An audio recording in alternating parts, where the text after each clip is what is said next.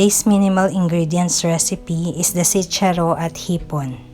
And we will be needing the following: half kilo of Snowpeas, and this is how we prepare it. We just remove both ends.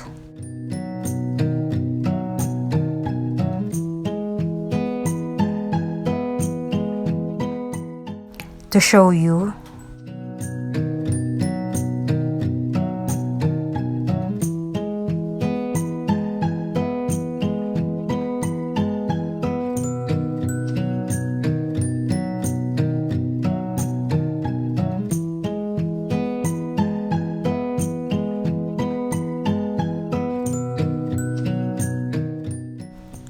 one-fourth kilo of shrimp peeled, juice from the head of the shrimps, oil, any cooking oil will do, 1 tablespoon of fish sauce, 2 cloves of garlic minced, 1 head of onion diced, salt to taste, half teaspoon of white pepper. So now we heat our pan and add our oil. To this we saute our onion.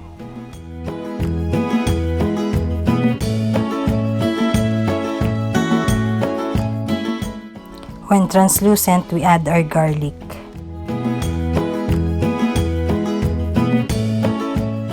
Then we add our 1 tablespoon of fish sauce.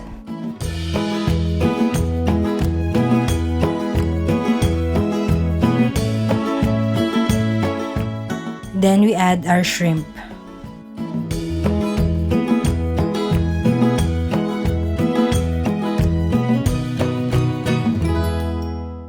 Then our shrimp juice.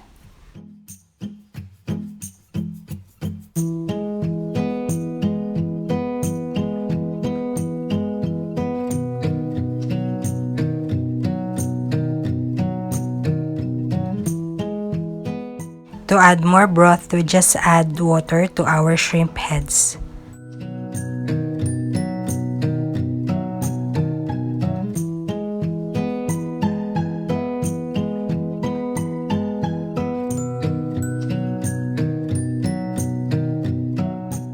When simmering, we add our Snowpeas or Sitcharo.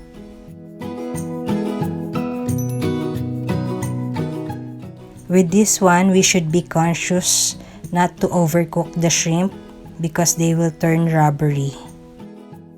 With the green peas, we have to maintain its vibrant green color.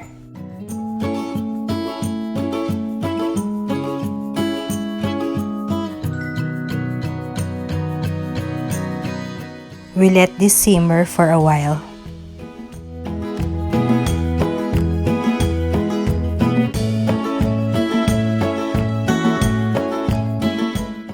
Season with your half teaspoon of white pepper,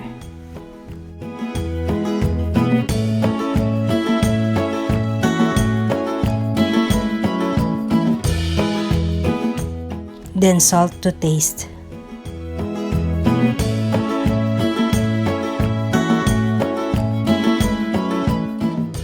Now we plate and garnish with chives.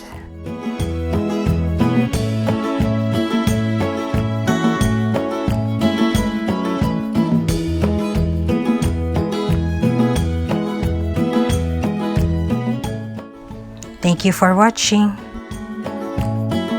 Like and subscribe.